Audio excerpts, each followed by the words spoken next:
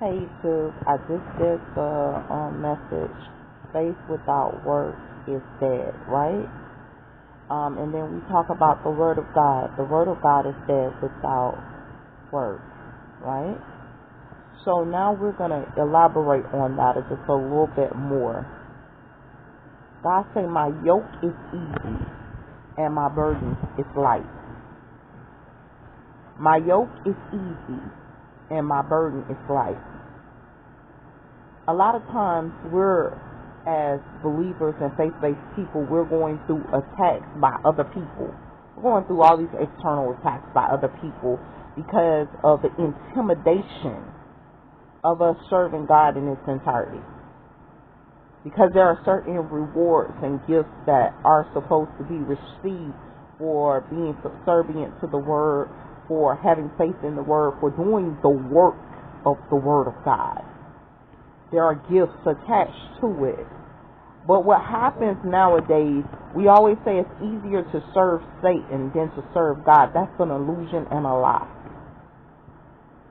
We have to really start to catch up with it, because it seems easier because you don't know all the abuse that you're going to sustain serving Satan. You don't know all the different attacks that happen. You don't know all the switches they have to give to you and the tears they have to give to you. And all of this is coming from the people of God, because they don't want you to understand that basically because you are out of alignment with the Word of God, that you're not doing what you're supposed to do. So, faith without work is dead. The Word of God is dead without you doing it. So therefore, you have to bring life to the Word of God. So you're going to have to implement the Word of God in flesh. This is when we be doing Jesus. You know, I love to do God. I love to implement that Word of God. But when I start doing Jesus and I get it right, oh boy, I'm showing out. So this is the thing. When we start implementing this Word of God in the flesh, we start to be able to call on certain things in the flesh that has to answer us. So now we're on a whole nother level of implementation, because it's not just implementing the Word of God in the flesh. Now we can call things to life. Call out to, look, get up. Get up. Don't lay down there. You're no longer dead. I know you're only sleeping. Get up. We can call things. We can start to manifest things. We can start doing certain things.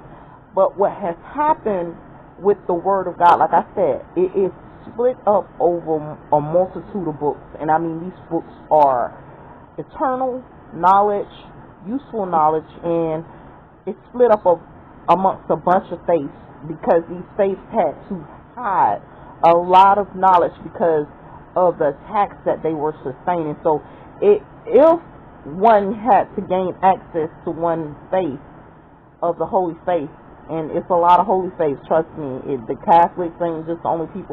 We have a whole bunch of holy tribes and stuff like that, and these tribes had to break off into like satellite tribes, building other religions that's founded on the faith, just to kind of keep it safe.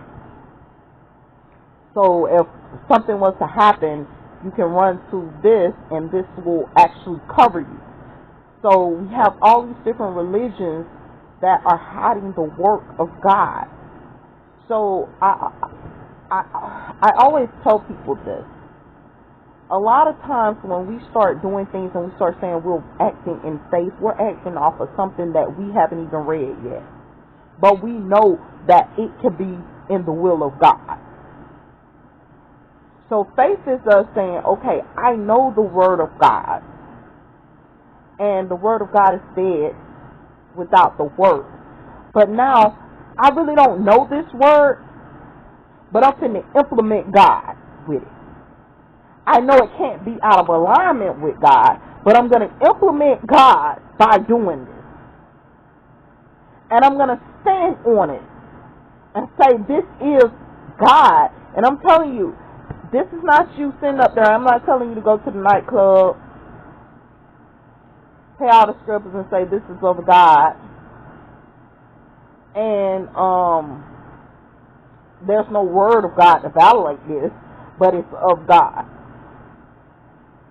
You know, I'm not telling you to do that because some of you will sit up there and defile the faith. What I am saying is this. I'm saying, okay, I know this as the word of God. Faith without work is dead. So what I'm going to do, I'm going to implement the word of God, and I'm going to say the word of God is alive. I can't see it right now. I can't touch it right now.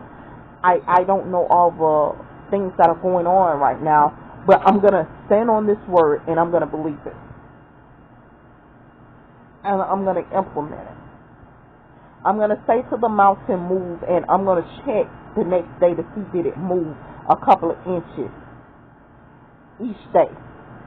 And each day I'm going to go to that mountain, I'm going to say, move. And I'm going to check to see did it move.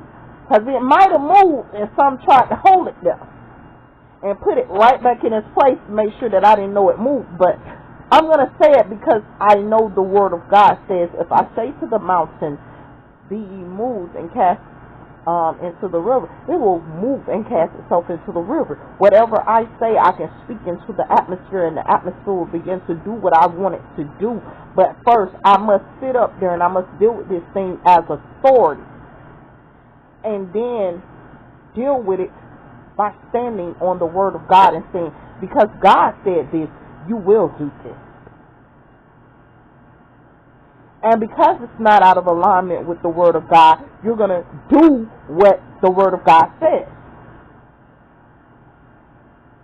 Now that's the thing I have to actually start doing, because when I really start to think about this, it's a lot of ways that I have sinned. Because sometimes, you know, these kids be bad and stuff. I'll be like, look, you little boy, little girl, you bad. And I have spoken something into their life that I wasn't supposed to speak into their life. So I sat up there and I cursed them without even knowing that I cursed them. So now they have to fulfill a word, because I am a person of God, that they shouldn't have to. So there's life and death in the power of the tongue. You see how I just killed that child off without even knowing that I was killing them off. So now I got to sit up there and I have to speak life back into them, because I have sat up there and I have done damage that I wasn't supposed to do. So again, like I said, I hope these words encourage you. I hope they give you wisdom, knowledge, and understanding and everything. And let's try to stop calling these kids bad and call them great. Call them anointed. Call them good. And let's try to do this the right way. May these words encourage you. Stay blessed.